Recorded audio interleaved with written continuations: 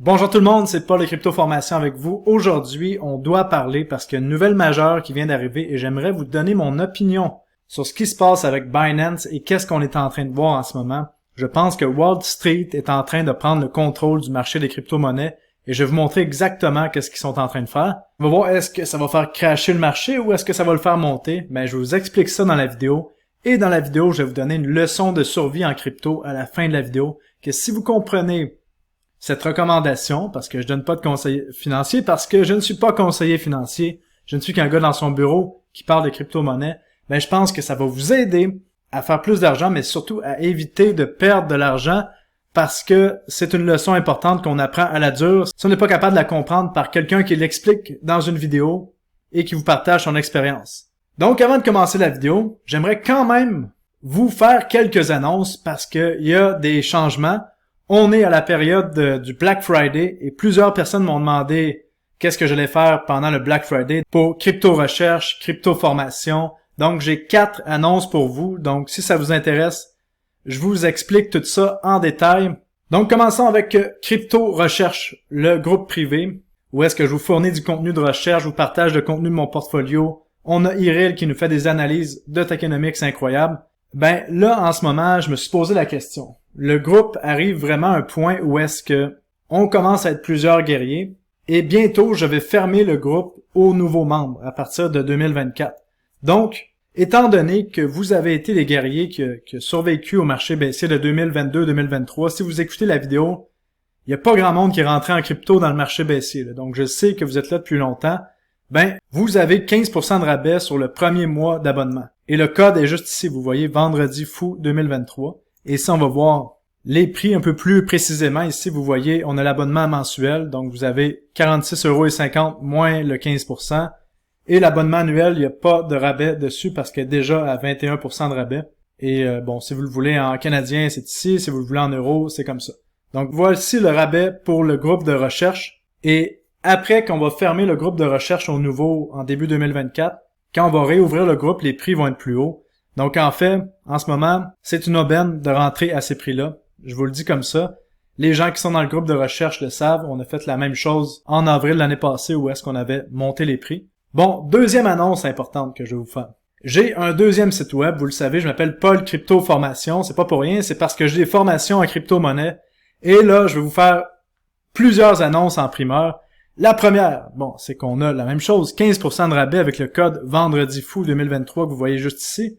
Mais surtout, si on clique sur les formations, voici les nouvelles. La formation de base, qui était à 300 $ canadiens ou 218,27 € est maintenant gratuite pour toujours. Pourquoi? C'est parce que je veux que les gens apprennent comment acheter, vendre, sécuriser les crypto-monnaies, transférer les crypto-monnaies, ne pas se faire scammer. Donc, si vous voulez comprendre comment ça marche les crypto-monnaies, faire des transferts, c'est là que ça se passe puis c'est gratuit. Donc, allez sur cryptoformation.com et faites la formation. C'est 25 vidéos où est-ce qu'on rentre en détail pour avoir les bonnes pratiques en crypto-monnaie. Et pour les gens qui ont acheté cette formation-là dans les 4 derniers mois, novembre, octobre, septembre, août, vous allez voir dans votre compte de banque, je vous ai remboursé avec du cash. Tout simplement parce que je pense que c'est fair de faire ça. Et les gens qui ont acheté la formation avant les 4 derniers mois, je pense que vous l'avez suivi, donc vous en avez eu pour votre argent. Et je pense pas qu'il y a grand monde qui fait ça, de redonner du cash à leurs clients, mais je pense que c'est la bonne chose à faire pour la communauté. Et, autre nouvelle massive, toutes les formations ont été mises à jour. Donc, la formation de trading, on a rajouté 2 vidéos parce que quand même était bien faite. Et on a rajouté un document d'aide-mémoire. La formation DeFi, qui est enfin de retour pour comment faire des revenus passifs sur des stablecoins et des crypto-monnaies, est disponible de nouveau ici. Et on a un package où est-ce qu'il y a un rabais, où est-ce qu'on peut acheter la formation DeFi et Trading ensemble, plus le 15% du vendredi fou. Donc, profitez-en et je pense qu'on va passer un beau cycle haussier ensemble. Les liens sont dans la description de la vidéo, bien sûr. Donc maintenant, entrons dans la partie de la vidéo où est-ce qu'on va parler de la nouvelle majeure ici, où est-ce qu'on a le président de Binance, Changpeng Zhao, qu'on appelait aussi CZ, qui a démissionné de son poste de PDG de Binance, qui doit payer 4,3 milliards de dollars au département de la justice américaine.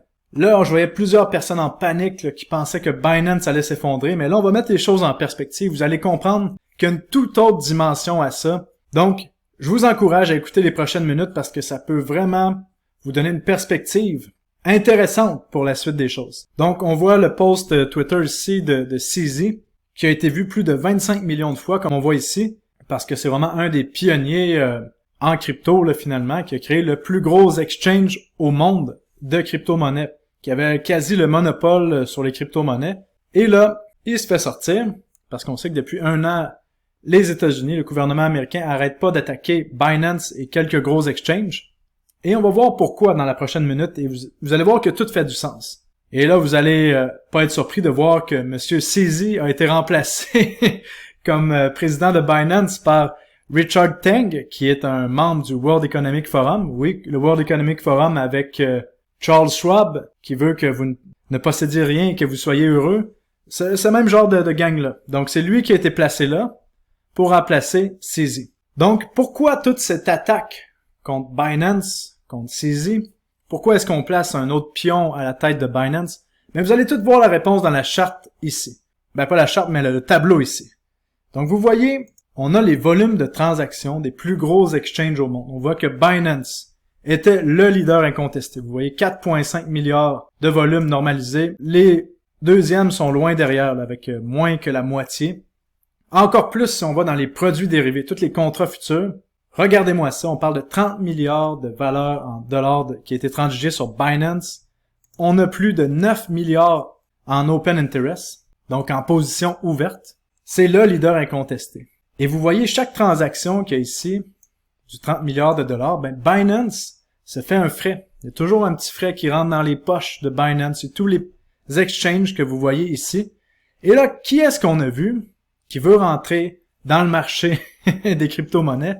Ben oui, vous l'avez vu, on a BlackRock, Fidelity, Invesco, tous les plus gros joueurs de Wall Street, de la finance traditionnelle, qui ont dit, ben écoutez, les gars, tous vos exchanges, Binance, Bybit, BitGet, c'est bien beau, là, mais nous, on arrive. Fait que vous tassez.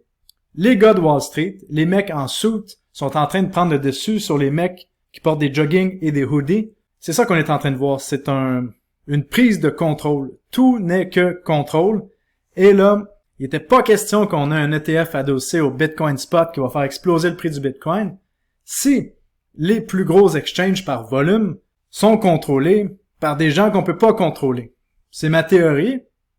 Je vous laisse faire la vôtre. Mais selon moi, on vient d'enlever un épée de Damoclès au-dessus de la tête des cryptos qui était majeure. C'était Binance. Parce que la question, c'est est-ce que Binance va s'effondrer? Ben, selon moi, pas du tout. Binance devrait continuer de bien aller. Après ça, la question, ben, est-ce que je devrais laisser mes crypto-monnaies sur Binance, Paul? Qu'est-ce que je fais? Combien de fois je vous ai dit, ne laissez pas vos crypto-monnaies sur des plateformes d'échange. Envoyez vos crypto-monnaies dans des portefeuilles décentralisés où est-ce que vous pouvez contrôler vos crypto-monnaies.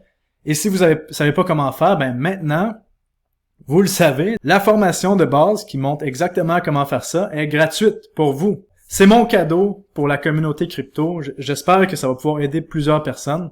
Et là, vous voyez qui est-ce qui vient de prendre le contrôle maintenant, qui est le plus gros exchange en termes de open interest, donc de position ouverte, c'est le CME.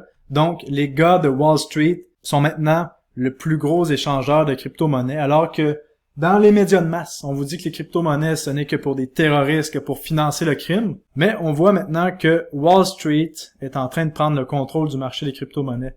Moi, ça me fait un dégoût profond intérieur, surtout qu'on le sait que le plus gros cartel au monde, ça ressemble à ça. C'est ça le cartel. Le cartel le plus fort au monde qui est protégé par l'armée américaine. C'est ce genre de personnes-là, de personnes ou d'entités qu'on pourrait qualifier de non humaines. Regardez les visages. Est-ce que c'est humain selon vous? Pensez-y. Mais ces personnes-là, c'est les gens les plus puissants au monde qui contrôlent la finance et là qui voulaient avoir le contrôle sur le marché des crypto-monnaies et ça vient d'être fait. Donc à partir de maintenant, qu'est-ce qui va arriver? Possiblement qu'on a devant nous le plus gros cycle haussier de l'histoire des crypto-monnaies qui va arriver dans les prochains mois. Est-ce que ça veut dire qu'on va monter en ligne droite et que les crypto-monnaies ne descendront pas? Non, pas du tout. Selon moi, on va avoir encore un cycle de montée parabolique suivi d'un crash. C'est la nature des crypto-monnaies pour l'instant et l'adoption des technologies. Surtout si on a une impression monétaire qui recommence très bientôt. Mais on n'aura jamais vu autant de capital entrer dans le marché des crypto-monnaies parce que maintenant, les stratégistes, des gens qui gèrent des fonds de retraite, des conseillers financiers vont pouvoir mettre le Bitcoin dans leur stratégie. Ça va être la même chose avec Ethereum. On a vu la demande d'ETF qui vient de sortir. Ethereum qui va surperformer le Bitcoin, selon moi, dans les prochains mois. Mais bon, c'est sûr que si on a la nouvelle de l'ETF, le Bitcoin va surperformer temporairement. Et ensuite, tout le marché va rattraper avec violence. Donc, ma recommandation, si on pense à ça, on sait que là, Wall Street est entré dans le marché. Ils attaquent les plus gros exchanges pour placer leurs pions. Donc, moi, je ferai attention aux tokens des exchanges qu'on voit ici. Parce que on sait que les tokens des exchanges qu'on voit ici sont contrôlés par l'exchange, parce que la plupart de la quantité de jetons de ces exchanges-là appartiennent à l'exchange et c'est eux qui contrôlent le prix.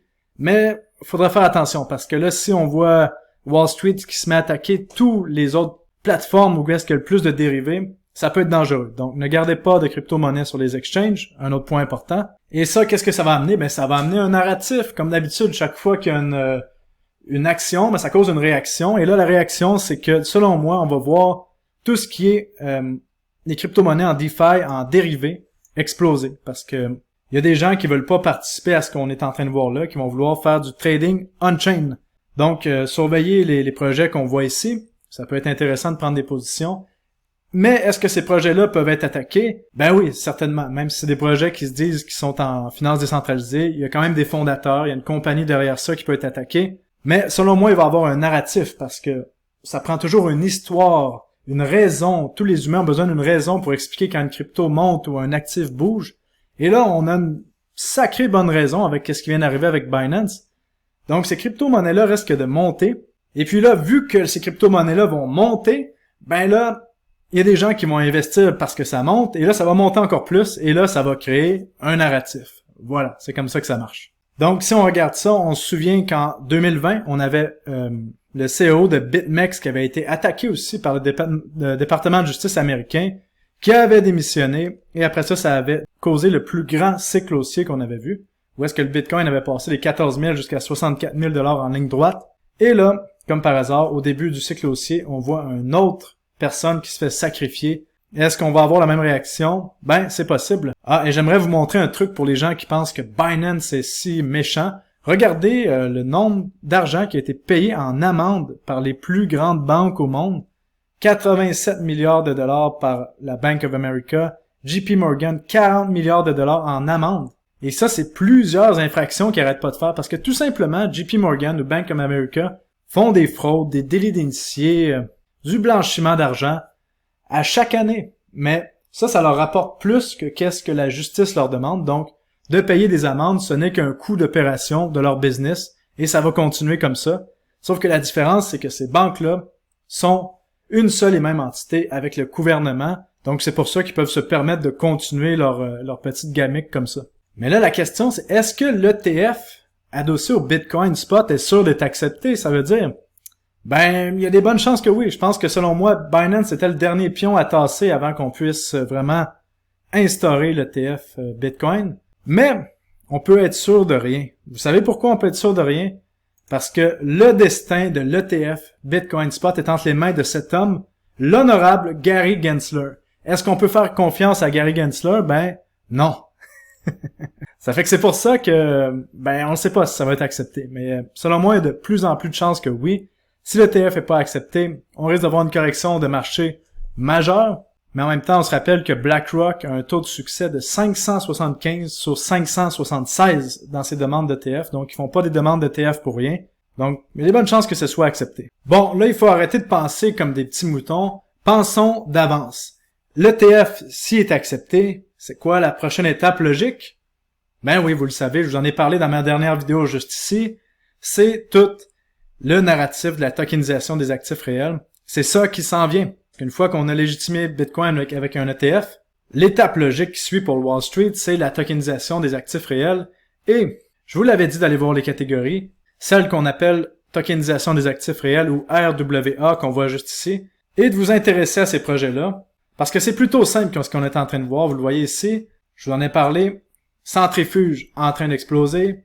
SMT en train d'exploser, NXRA en train d'exploser, toutes des crypto-monnaies que je vous ai parlé sur la chaîne, plus précisément dans mon groupe de recherche avec mes points d'entrée, TrueFi en train d'exploser, Goldfinch a explosé, Rio a explosé, une autre crypto que je vous avais parlé dans mon groupe de recherche, en bas des 10 centimes, Maple en train d'exploser, et une petite nouvelle que je vous ai parlé dans le rapport du mois, Clearpool en train d'exploser. Donc vous comprenez, on est en train de voir le narratif qui est en train d'exploser parce que les gens savent que la prochaine étape logique, c'est la tokenisation des actifs. Donc, achetez pas des trucs qui montent en ligne droite, attendez des corrections comme d'habitude, mais le narratif, la tokenisation des actifs réels, c'est bien vrai. Donc maintenant qu'on a parlé de tout ça, j'aimerais terminer avec une leçon de survie pour vous en crypto-monnaie qui est tellement importante que je vous recommande d'y penser ce soir avant de vous coucher. La pire chose à faire dans le monde des crypto-monnaies ou de l'investissement, c'est de tomber en amour avec un projet. On le sait, l'amour, c'est magnifique. Regardez-moi cette image-là avec des cœurs. Si vous faites ça avec une crypto-monnaie, vous allez peut-être faire des gains pendant un moment, mais ça va finir que vous allez vous faire démonter. Parce que tomber en amour avec un investissement, ça fait en sorte que vous voyez plus clair.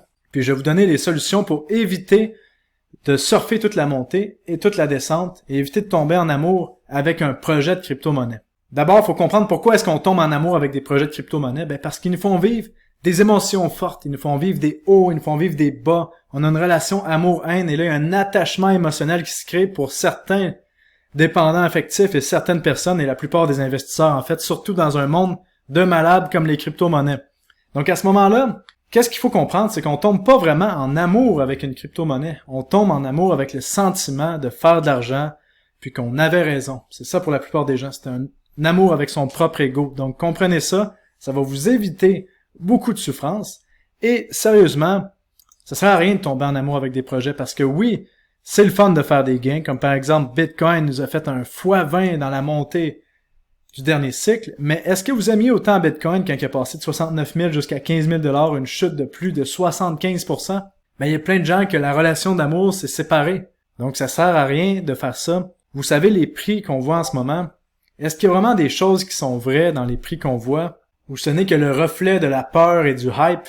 Mais posez-vous la question, parce que sérieusement, si vous réussissez à faire de l'argent qui change votre vie, prenez l'argent et changez votre vie. La pire chose à faire, c'est de rentrer l'argent de nouveau dans le casino, parce qu'il y a des bonnes chances que vous allez la perdre, parce que le marché nous donne des gains, mais si on est trop cupide, trop greedy, on va redonner nos gains au marché. Donc, soyez conscients de ça, c'est tellement important de comprendre ça maintenant, là, parce qu'il va y avoir tellement de cryptos qui vont faire x20, x30, x50, qu'il y a plusieurs personnes qui vont tomber en amour et qui vont se faire défoncer dans 2 à 3 ans. Donc, s'il vous plaît, faites attention à ça. Il n'y a pas d'amour en crypto. Il y a que des gars comme ça qui sont derrière, que vous pensez que la crypto est belle, là, que on a un beau cœur rouge, mais qui contrôle? Derrière, c'est des mecs comme ça. Est-ce que vous aimez ce gars-là? Non. Donc, c'est la même chose avec les crypto-monnaies. Il faut rester vraiment objectif et je vais vous donner un truc pour vraiment éviter de vous faire avoir dans tout ce qui est de tomber en amour avec une crypto-monnaie. Le truc ultime, c'est de vous faire un plan objectif avec des cibles. Par exemple, ici, vous avez acheté du BitTensor. Soyez objectif. C'est pas le temps de tomber en amour avec BitTensor, même si ça vous fait des énormes gains. Vous avez acheté autour des 50 $, parfait. C'était quoi votre première cible de profit? Est-ce que c'était 150 $? Est-ce que c'était 200? Si c'était 200, ben prenez des profits. Vous allez tellement être content plus tard dans le cycle lorsque vous allez voir cette crypto-monnaie-là redescendre et vous allez avoir de l'argent pour racheter. Et là, certains vont dire, oui, il faut pas prendre des profits trop tôt. C'est vrai, mais ayez un plan, respectez-le, ça va enlever les émotions de l'équation et c'est vraiment ça qu'on veut, enlever les émotions de l'équation, ça va vous permettre de faire plus de gains. Donc voilà, j'espère que vous avez aimé la vidéo. N'oubliez pas de profiter du rabais de 15% sur le site web et regardons le soleil se coucher tous ensemble. Passez une belle journée, à très bientôt, salut, bye bye.